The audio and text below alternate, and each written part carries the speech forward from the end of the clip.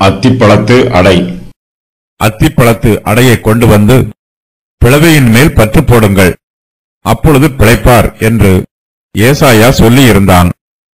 அப்பொழுது எசேக்கியா, நான் கர்த்தருடைய ஆலயத்துக்கு போவதற்கு அடையாளம் என்ன என்று கேட்டிருந்தான்.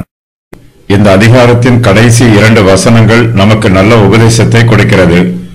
கர்த்தருடைய வாக்குத்தத்தங்கள் நம்முடைய ஜீவியத்தில் மெய்யாகவே நிறைவேறும். கர்த்தருடைய வாக்குத்தத்தம் நிறைவேறுவதற்கு நாம் என்னென்ன உபாயங்களை எல்லாம் பயன்படுத்த முடியுமோ அதையெல்லாம் பயன்படுத்த வேண்டும். கர்த்தர் எசேக்கியாவின் வியாதியை குணப்படுத்துவதாக வாக்கு பண்ணுகிறார். ஆனாலும் அத்திப்பழத்து அடையை கொண்டு வந்து பிளவையின் மேல் பற்று போடுங்கள் என்றும் ஏசாயா கர்த்தருடைய வார்த்தையை சொல்லுகிறார். கர்த்தருக்கு கொடுக்க வேண்டிய முக்கியத்துவத்தை நாம் மருத்துவர்களுக்கு கொடுக்கக்கூடாது. கர்த்தருடைய ஸ்தானத்தில் மருத்துவர்களை உயர்த்தி வைக்கக்கூடாது. ஆனாலும் மருத்துவர்களையும் பயன்படுத்திக் கொள்ள வேண்டும். மருத்துவர்கள் தேவன் பயன்படுத்தும் கருவிகளாக இருக்கிறார்கள். தேவன் தம்முடைய தெய்வீக பராமரிப்பில் மருத்துவர்களையும் பயன்படுத்துகிறார். மருத்துவர் சிகிச்சை கொடுத்தாலும் கர்த்தரே குணப்படுத்துகிறவர். தேவனாகிய கர்த்தரே பரம வைத்தியர். கர்த்தர் நமக்கு சொல்லுகிற எல்லா உபாயங்களையும் நாம் பயன்படுத்த வேண்டும். நமக்கு நாமே உதவி செய்து கொள்ள வேண்டும்.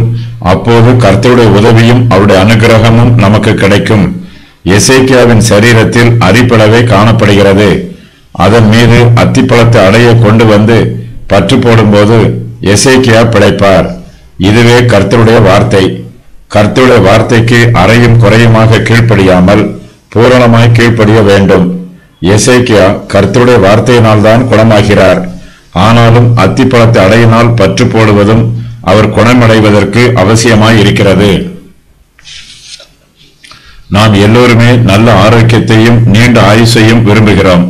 நம்முடைய ஜீவியத்திற்கு ஒரு நோக்கம் இருக்க வேண்டும். ஒரு நோக்கமும் இல்லாமல் ஜீவனோடு இருப்பதினால் ஒரு பிரயோஜனமும் இல்லை. கர்த்தர் நமக்கு நல்ல ஆரோக்கியத்தையும் நீடிய ஆயுசையும் கொடுக்கும் போது நாம் கர்த்தரை மகிமைப்படுத்த வேண்டும்.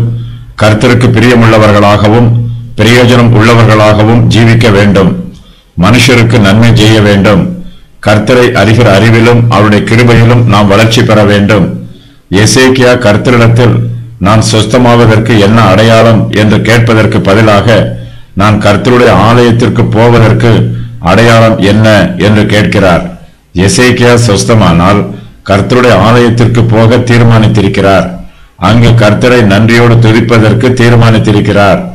கர்த்தருக்கு துதிகளின் பலிகளையும் ஸ்தோத்திர பலிகளையும் செலுத்த வேண்டும் என்று தீர்மானித்திருக்கிறார். தன்னுடைய ஜீவ நாளெல்லாம் கர்த்தருடைய ஆலயத்திலே கீத வாத்தியங்களை வாசித்து கர்த்தரை துதித்து பாட வேண்டும் என்று தீர்மானித்திருக்கிறார். எசேக்கியாவின் ஜீவியத்தில் ஒரு நோக்கம் இருக்கிறது. அந்த நோக்கம் கர்த்தருக்கு பிரியமாய் இருக்கிறது. அத்திப்பழ அடை எசேக்கியாவை குணப்படுத்தவில்லை. கர்த்தருடைய வார்த்தையே அவரை குணப்படுத்திற்று. அத்திப்பழத்து அடை அவருடைய சரீரத்தை சுத்திகரிப்பதற்கு பயன்படுத்தப்படுகிறது.